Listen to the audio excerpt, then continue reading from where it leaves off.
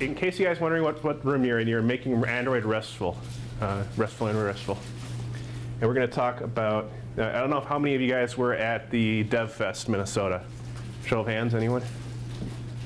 Looks like it's a whole new audience here, so I probably could spend a little more time going over some of the stuff I talked about there. So let's just dive in a little bit. So who is this guy?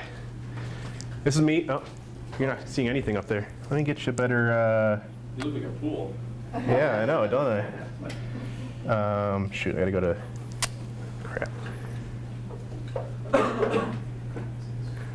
Of course, I'd be on the other screen. System preferences. I've got it set up for work with 2 monitors, that's why. Displays. Arrangement, mirror, boom. Okay, it's tiny now. Okay.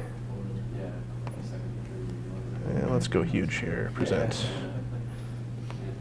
How am I doing? Now you can see what I'm doing. Who's this dude? This is me. I work at a place called DiskClicks. We're a venture capital funded startup in St. Paul. Yes, we're hiring engineers. We're looking for Android, iOS, and PHP at the moment. I also organize a civic hacking event. There's actually now we're up to about 5 a year. So I'm trying to do what I can to help in there. So weekend of May 31st, if you guys want to do something really awesome, we're building projects for the public good. And we're not sure exactly what the venue is, but if you're interested, go to hack4mn.org and you can already start signing up for that if you're interested in making cool projects, building a cool, great reputation in the community for yourself. So that's, yeah, how geeky I am. I got hanging out with the Cray one and Charles Babbage. So when we started off doing networking on Android, everything was kind of, I guess the term is foobar. You didn't have a lot of options. It was all async tasks. Spring Android was probably the most advanced library that was available. Most people didn't know about it. And you had loaders. All these things had downsides, which are pretty obvious once you, no, I'm just going to do it this way. Once you start digging into them. So async tasks in particular, we'll kind of dive into that a little bit. So these are the libraries that showed up in the last year. This is why I'm actually qualified to be an expert in this, despite not having done Android for my whole career, or even a few years, is because literally all the networking libraries just showed up in a very brief time. And people are a little bit, it's easy to fall behind given how quickly it's all evolving in this space. So I can talk a little bit about Volley. Yeah, there's Ficus. So Volley was introduced at Google I/O last year. At the time, we all felt it was kind of the most interesting option because nobody else was really doing everything in the networking space. And here was something being presented to us as the new solution to asynchronous networking problems. It wasn't added to the Android API. In fact, even at the time, you had to basically download it from source. And that's still the case, I believe. They don't really have actual distributions of the library. So everybody who uses Volley in their apps, and myself included, I have a Volley app out there, has basically a copy of source distribution of some sort. And that means everybody has a different copy of Volley, and they've all custom hacked their Volleys. And it's actually well done for the purpose it was designed for, which is they wanted to make Android more friendly to game developers. Does that job actually pretty well. But when it comes to documentation or trying to figure out how to do anything really advanced, it kind of falls over a little bit. Very good at handling caching for you. It puts all your requests to disk automatically. Great cancellation and retry. It's one of the best at that, actually. It'll take care of your, it'll send JSON back and forth. It doesn't serialize it by default and deserialize. You end up having to do that yourself, but there are ways to have JSON do that instead. Has a special image library which you can use, which is not very well documented.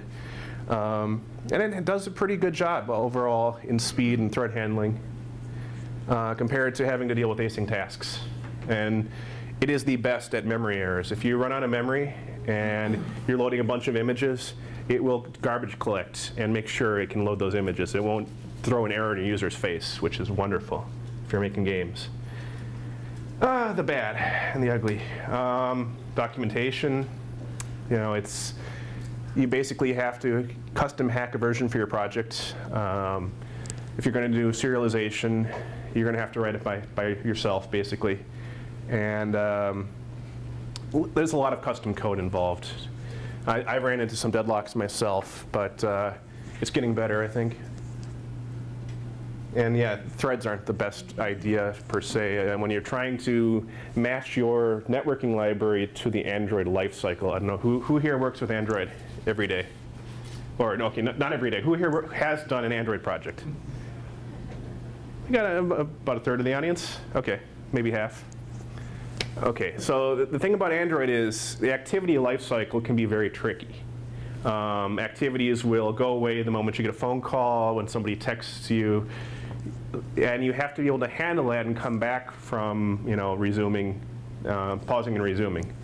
And one of the downsides of threads is, unlike, say, like having a service running at the same time, when something happens to your activity, you have to deal with it yourself rather than have it just sort of work. So Volley has a lot of weakness because of that. Here's an example of Volley. We define a request queue. That's the main object in Volley. And you would then create a JSON object request, which passes in JSON, takes back JSON, generally. It can take other objects, XML, for example.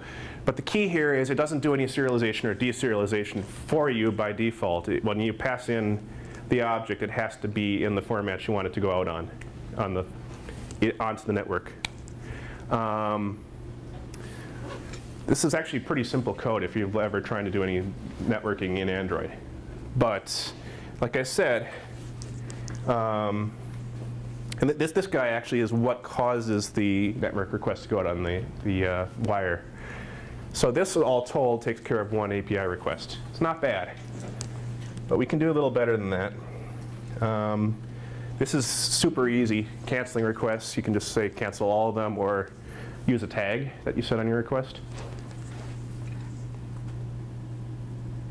Retry. Now, I don't know, how many people write network code? Still, yeah, about a third maybe.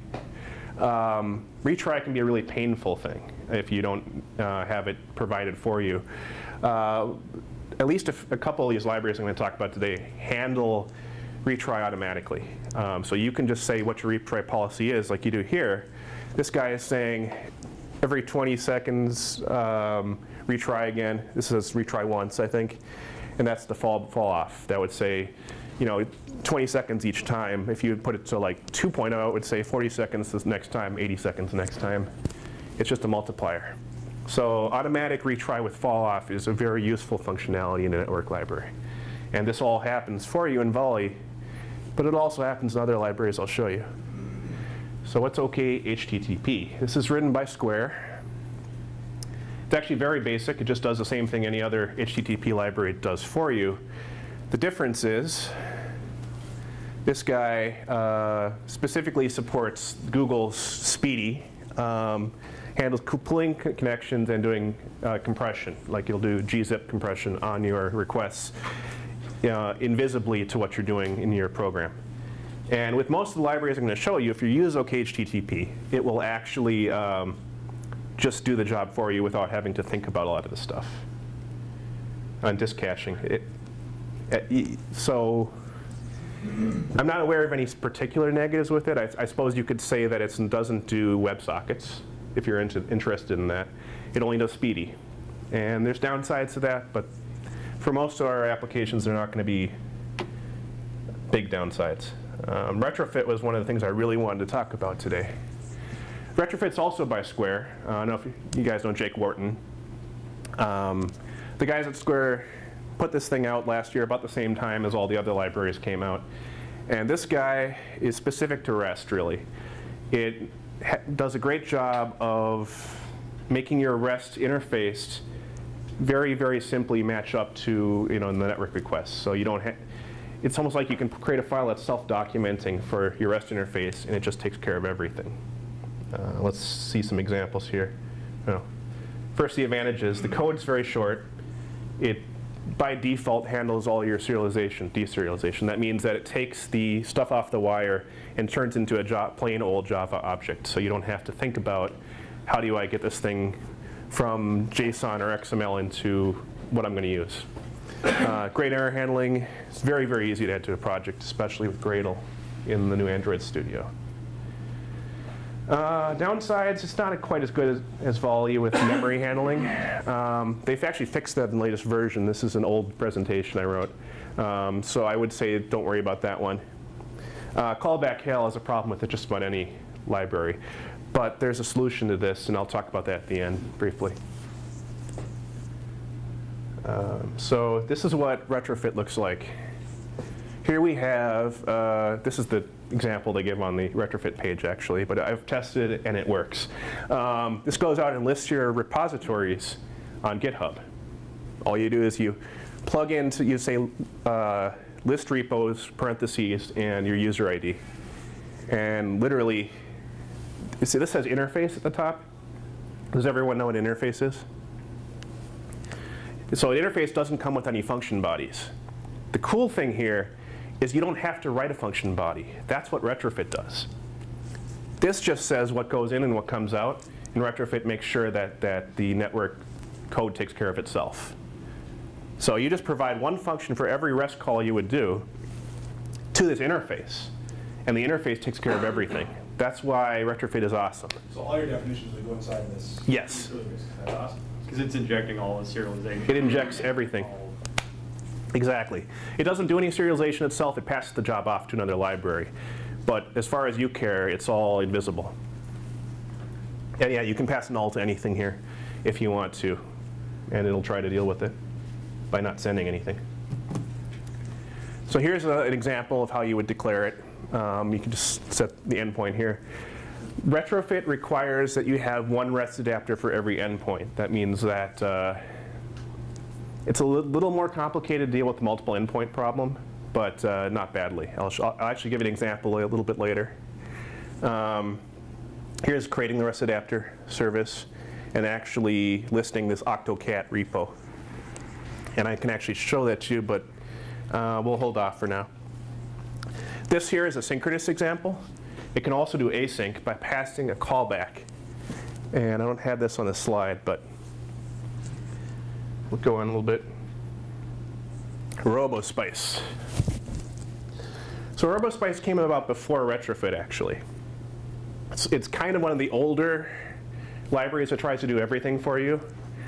What they do really well is handling any task that will run for a long time using multiple threads. It'll actually run a service in the background, taking anything that you ask for, saving it to cache, and then provide it to your activity. And it doesn't care which activity it's providing it to, because you can say, have somebody hit the back button and go leave the activity, come back to it, and it'll do the same request again and find the result sitting in cache already there, which is something incredible that nobody else does really. So that's really the upside of Robospice. Technically, it works with non-network tasks, but you got to do something special if you're doing non-networking things with it. So here's kind of the old model of doing things. Async tasks, if you've had to deal with them for network requests, they suck. If you have to deal with them for things other than the network requests that are just simple tasks, they're actually quite fine. But here's why they're bad for network requests. Say you rotate your device after making a request. Suddenly, the async task still holds a reference to the old activity and never gets to your new one. So the user is left with this broken app, because async tasks don't work with the activity lifecycle. Yeah. Got it? It's a great infographic. Loaders were brought into Android to deal with database requests. They're attached to database cursors. They were not intended for network requests, but they were Google's solution for that problem because they seemed close enough to a good solution. But then you end up with another problem. Sure, you can still rotate the thing. You'll get the the loader will load your request into the new activity, but it won't work if you hit the back button and then go back into the activity. This guy will stop loading the cache, and it'll have to do a new request. So here's Robospice. Every request goes to cache unless you cancel it. And it runs in a service in the background, so it's all completely invisible to the activity. There's two separate things that exist separately. How would you manage that if, let's say, data is getting updated and you wanted to be able to pick that data back up? So for example, like I started this request, Yeah. then I got like a push notification telling me, hey, by the way, this just got updated. Right. Can I like tell that to not like just ignore anything that's coming in and just you have two options. You can cancel the old request, or you can send a different cache key. Okay. What I do most of the time is I make my cache key dependent upon all the factors I know about on the client. So if the cache key is different, it's not going to go back to cache for the old request. Okay. Yeah. I have a quick question on Sorry. some of those situations where the activity gets destroyed and recreated. And Yep. this is coming from complete ignorance of Android development. Just Got it, yeah. trying to get better at it. So you have like something like a view model, or say an activity model that Yeah. does all your negotiation, your network stuff, right? And that persists between, between when one activity is destroyed and the other one's created. I mean, can you bind it to that somehow? That way, even when your activity is recreated, something like an async call wouldn't, you know? I think the reason why they did this is because the existing activity lifecycle doesn't tie well to any model that you might have in your program. Okay. This is a situation where you want your model to be up to date as much as possible. And so you would keep the request going as long as there's not a newer one to keep the model up to date. Obviously, you set a cache key and you can set duration, which is very important because obviously if you set a cache key, the request comes back a minute later and it's too stale, you're still going to want to go back out. So this deals with both problems. Yeah. So yeah, Robospice does a lot of stuff for you. It tries to do a little bit of everything, and sometimes it can be a bit of a black box, which is kind of becomes a bit of a downside to it. I ran into some issues with a deadlock when dealing with the there's a listener that can listen to wherever your request is in its process. And I can use that to say, run a progress dialog to say, I'm busy, run a spinner, wait for the request to finish. But if several requests come back and say there's 2 requests left because they're asking at the same time, or even close to each other, there's still some issues with the threading in the current version of Robospice. I think fixes are coming. With that said, it handles a lot of things very well. If they can get everything right, this is going to be a great solution for people. And there's a nice app you can download to actually walk you through the problems with the old threading solutions in Android. It's called Robospice Motivations, and it's on Google Play. There are a couple bugs in it because the APIs are out of date, but the text still applies as far as what's broken with the way things used to be done. We're actually going to walk through more on Robospice, don't worry. Yeah, the downside of Robospice, it's a library, it's not a simple one. It can be a black box. I think for most people, if you're just writing a very basic app, there can be a lot of boilerplate versus just doing retrofit. But in most cases, for a simple API where it's just one endpoint, this is the right option. Actually, for a complex API, if you have a bunch of functions, this is very good. So here's an example of some of that boilerplate. This is what you would put in your base activity that you would extend from. I think you'd usually put the super first, but this is good. So what happens here is on start gets called every time you start a new application in Android. And it would just start the Spice Manager. When you'd stop it would stop the Spice Manager, and you'd have a utility function to just, as a getter, to get the Spice Manager. And this is how you would access the service from your activity, knowing that they're not coupled very tightly at all. Is you would always use the getter request down there. And you would extend from this guy to make your own activities. Got it? Okay. It's an object model thing. Yeah. So here's an example. We're making a request. See, get Spice Manager, that's using the getter. and we execute a weather request, which we'd have to declare with the new. JSON in this case is the cache tag. You probably want that to be a variable, not just actual string like that. Otherwise, you get the same thing every time for 1 minute straight. 1 minute is the duration in this case. You can multiply that if you want. And then you would declare a listener, which can be anything, but it would have 2 callbacks that handle success and failure. So, everyone understand what's going on there? That's just how we would make a network request call out to our API. This is using Robospice with Retrofit in this case. So Picasso is pretty awesome and super easy to use, even compared to Robospice. Just deals with images, nothing else. And it's like one-liners. So it's easier to use than just about anything that we have out there right now.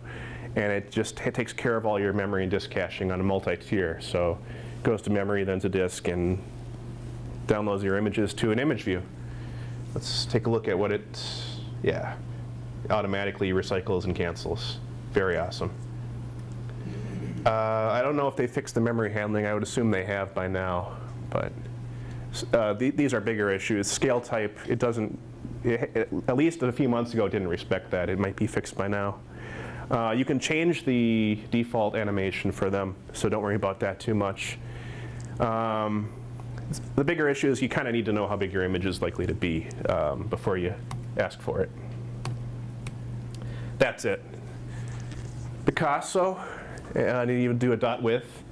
Context is like your activity context. You just pass it right in. Pass in a URL, pass in the object instance of your image view, and that loads the image off the network into cache, into your image view, and takes care of everything. Recycling the image view, canceling it if someone hits back or does something like that. It just takes care of it all right there. Can't ask for much easier than that.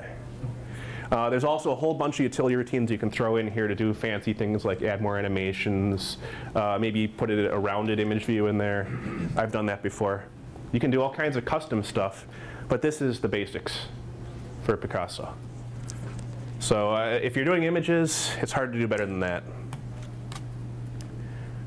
Ion, let me hit back here. I haven't worked with Ion or Spring Android. I know somebody who has worked with Ion who swears by it. I would love to know what you feel about them if you try them. I would say that Ion is probably a good thing to try if you're comparing 2 options, maybe Ion versus Retrofit for general networking purposes. The difference with Ion is it tries to handle all layers of the stack here. It tries to be your HTTP client, your serialization, deserialization, your caching, and everything. So, and it passes back futures, which is kind of cool, actually. But I'll show you about observables if we have time here, because that can be done in Retrofit. So there's a bunch of stacks you can come up with here to handle the HTTP side, REST, images, and threading. I'm not going to leave this one up because I'm just kind of showing you that these libraries aren't all solutions to solve every problem. That's all I'm trying to say. So it says questions, but I'm going to just dive in a little further. So here's some of the issues I ran into. Well, let me get you a demo first. I was trying to load up something so I could show you the. Here it is. That's it. That's super tiny. How am I going to get a full-size screen here? Crap. That's not going to work. Not enough pixels. Help! Help! Had a demo here. Here we go. Okay. So, who here has a recent Android phone, like a Nexus 4 or 5 or a S3, S4? Yeah, somebody wants to lend their phone for a second? Sure. I'm going to do a quick demo. Oh, wrong way. I turn this thing on. Thank you. So, turn this guy up. Oh, unlock it, yeah. Okay, this thing's pretty cool. I don't know if you got anybody who wants the NFC talk? Yeah? I'm going to use an NFC Bluetooth speaker here. Say, yep, I want a pair. Oh, that's not right. Try again. Yeah, do pair. Pairing. Oh, that's the wrong way. Could not pair. What the heck? Yes, pair. Pairing up. That's not good. Crap. Do you have your Bluetooth turned off, or? Shouldn't. There we go. There you go. Try that. Let's see. Wait. Let's hit that. Oops, that's not it. Somebody else's. Sorry, guys. I was going to show off something cool here with this. Pairing with the wrong device. Try again. So it pairs via NFC? Is that Yeah. There you go. That's pretty cool. Whoop. Should be. I've done it with my own device. Huh. Interesting. All right, all right, all right. This is kind of disappointing. Somebody's going to pair with it. Does it work with my iPhone? No, you have to have NFC on your device. Come on. I could show you with my phone, but yeah. All right. It's embarrassing. NFC is off on mine. Oh! Explains it all. I need NFC and Bluetooth on. One more time. It's on my Bluetooth. Here we go. NFC. Pairing. Here we go. Hey, look at that. That's Yes. tight. That's so cool. Here we go. It says pairing. Failed to pair. What the heck? It's just disappointing today. It works with my Nexus, I swear to God. We'll just do it there. Okay. I'll bring it up here. We'll do it that way. You'll have to trust me that this actually works. Oh, I have to turn my Bluetooth on. There we go. Settings. Bluetooth on. Oh, well, that could be the problem. Your Connect. phone is connected. There we go. Okay, so I'm going to run my demo app, which I created. I don't know how much time we have left here. I'm probably running out. Let's see, and call my number. Okay, so this app is going to use Robospice and Retrofit to make a request. So this is call placed successfully. You can't see on the screen. There we go. Accepting. I was meant to rickroll somebody else, but it works fine. Okay, that's just doing a single API request to Twilio to call me back. It's now playing my... Shut up, Pandora. Okay. Sorry about that. That was placing a single API request using Robospice and Retrofit to Twilio. Now what I'm going to do is actually chain two requests. You can't see it right here because this... You're looking at like the top of the screen. I don't know if I can make this any bigger. Scale, here we go. That'll help. Can you see any better? Minimize. Is that better? There we go. Cool, so I'm going to call with GitHub. And what this is going to do is it's going to go out to GitHub and download my most recent gist. And call me with the results of the gist by chaining requests. You can see the actual what's going to say. Because I had a text view at the bottom. Here we go.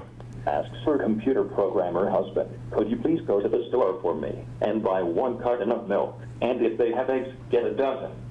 A short time later, the husband comes back with 12 cartons of milk. There you go. There you go. So just to prove that this is actually happening, I'm going to go out to Gist. Yeah, Gist, GitHub. Yep. We're going to create a new Gist. What do you want to say? Anyone? Anyone have a favorite Monty Python sketch? No. No. Okay. This is Minibar. We are boring and have no funny ideas. Just being silly. Okay, and name this file tests, text, whatever. Okay. I don't need to add a file. I can't see on this tiny little screen here. Where do I save? Shoot. Right. It's off the screen. I'm going to get the, other way. Silly Mac. There we go. Now I can do it. Create, yeah, whatever. Secret just is fine. Okay, that's totally wrong, but I'm going to send it anyway. So we're going to call again. Oh, I got to go back to that app so you can see. I hit the button. It said call placed successfully. This is Midbar. We are boring and have no funny ideas. Okay. Terrible, I know, I was being silly, but I'm just proving that it's actually going out to GIST, downloading it, sending it to Twilio, and here's the actual code we're going to show you here. If you can see on this itty-bitty screen. So here's my project in Android Studio. Oh, that's the wrong one. That's not it either. That would be it. And I'm actually going to give you a QR code to go out to GitHub and download it. And originally I was thinking I'd be a total, like crazy person and send you a QR code to get to Rickroll you, but I decided not to. that once was enough. So here's what's going on. We have the base activity you saw before. You've recognized this because you saw it in my slide. I have two Spice managers going on here, one for Twilio, one for GitHub. I start it in non-start, stop it in non-stop, and I have a getter right here. That's all there is to it. Nothing fancy, nothing too exciting. And here's our main activity. All I'm doing is setting some on-click listeners. When I get on-click, I execute the Spice request. Like I showed you before, you can't really see very well, but that's what I'm doing. And I have 3 listeners. One for the call request, where I just call somebody with the hold music. Another one where I go out to GitHub and I try to download your gist. And a third one where I go out to GitHub and say, okay, I got the list of gists. Now I want to get the specific one that's the most recent. So there's 3 in total. That's all there is to it right there. Pretty simple. This is the important part here. Here's what I'm doing with GitHub. This is your interface. And I don't write any functions for these. This interface goes out to the network and does all the magic with GitHub. Got that? Two Git requests. That downloads all your gists as a list. And that one downloads a specific one by ID, which you plug in to the function as a operand. Here's the Twilio version of the same thing. This one's a little fancier because it doesn't take JSON. I have to actually send it as URL encoded. I don't know if people know what that means, but basically, because it wouldn't take JSON, I had to do fancy field stuff. But it's still pretty simple. Got that? It just turns into a query string, right? Yeah, exactly. It just sends a query string and receives JSON back. You can see call response here is a plain old Java object that comes back from JSON. So post with an empty body. No, the fields actually are passed in as a query string in the body.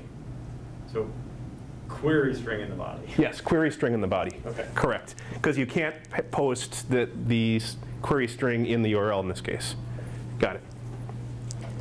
And that's the response. I don't actually do anything with it, so it's grayed out.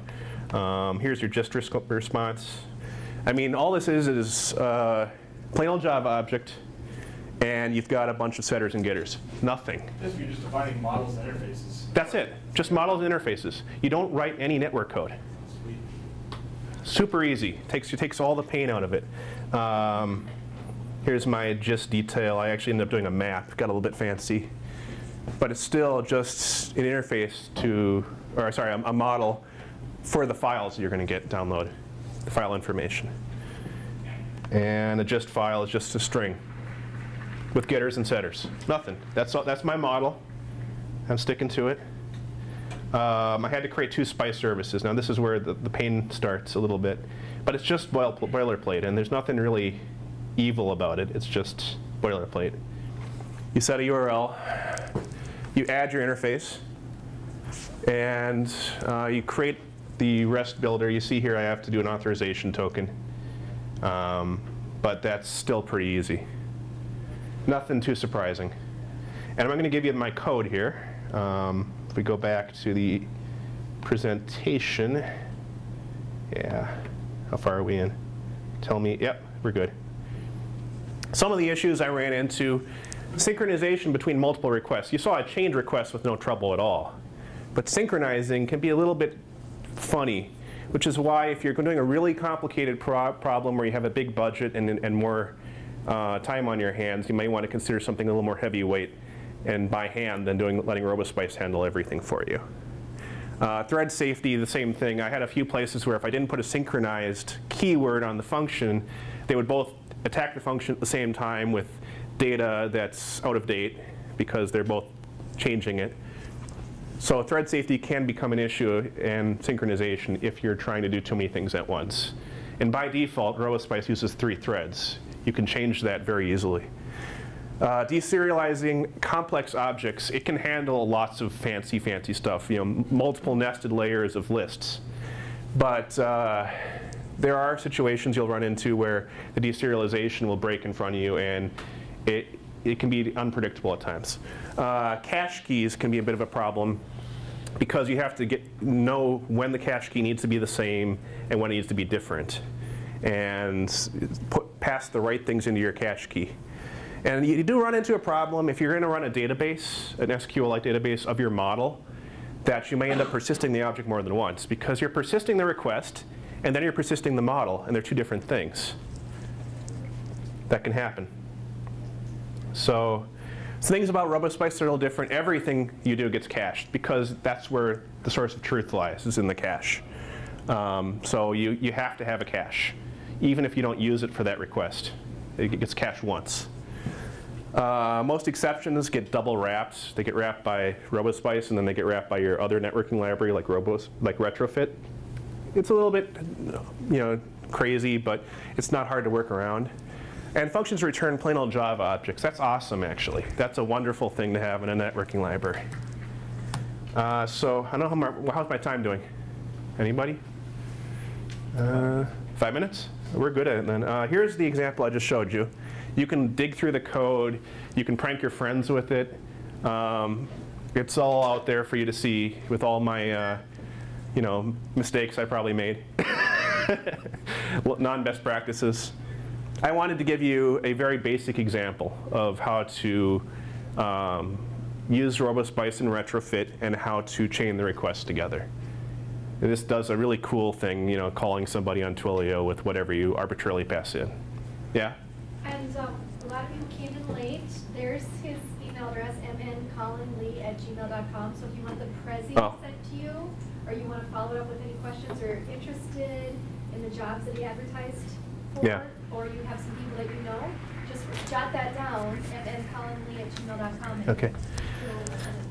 Okay, one more thing. If you're interested in a more complicated example than what I showed you, something that does something really interesting, there's a open source app that handles Bitbucket. Who uses Bitbucket? Got some hands? Bitbucket is like GitHub. It's a very useful, mostly free service for putting your Git repositories and Mercurial repositories out there, run by Atlassian. And this is one of the best clients on Android for Bitbucket.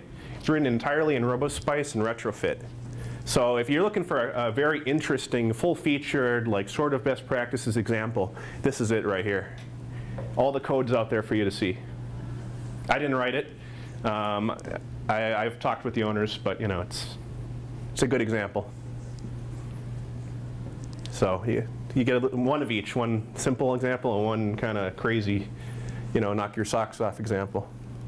And I had a little bit extra. I think we're running out of time. I should take questions, but I did want to say something briefly. If you have the time to do it right, you may want to consider doing it reactive. Who knows what reactive is? Show of hands again. It's observables, right? Observables, correct. So reactive programming fixes the callback hell problem you run into with these kinds of programs. And it's a common Java issue, or any imperative language. But if you're in a functional programming language, you don't have that problem. What they did is they took the functional ideas, they added them to Java with something called RxJava. So it reduces the need to save your application state and query it all the time and get it wrong and have bugs later that you have to clean up. So reactive programming is probably going to be the biggest buzzword 3 years from now. I'm going to get you guys out ahead of the basketball and show you a little bit about reactive, just a little quick introduction so you can kind of think about it. As David Hussman said this morning, don't feel like you have to do anything. I just want you to learn about this so you can consider if this is the best option for you. Retrofit provides the observable type, which he talked about, as well as products for handling network responses. Functional languages are very good at asynchronous operations because there's no side effects.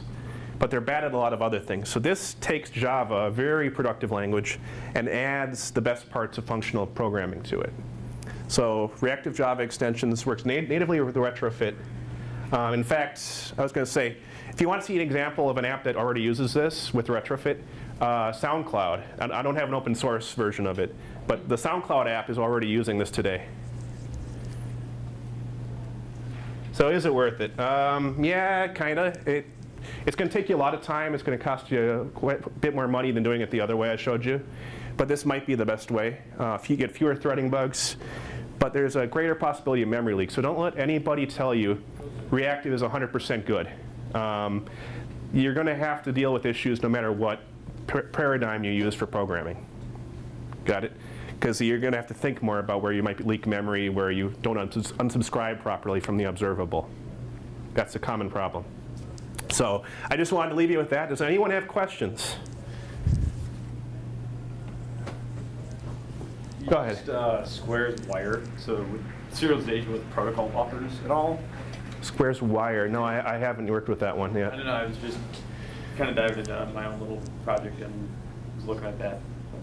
Square has awesome libraries. Yeah. They've done a wonderful job with, Jake Wharton is considered like the biggest name in the Android library space. And there's a whole bunch of things to consider. There's Butterknife, there's, there's their dependency injection framework. All of these things are very interesting. They have an invent bus, but there's another one that might be better. I would look at a lot of what Square is doing, but I think Retrofit in particular is one of the really awesome things they've pulled off. And OkHTTP just takes care of everything behind the scenes without thinking about it. So, that's a great combination. Definitely look at Square's Android libraries. Anyone else? Questions? Wow. I guess I explained it all. Well, thank you guys for your time. My name's Colin Lee. I'm ColinTheShots.com, and we're hiring.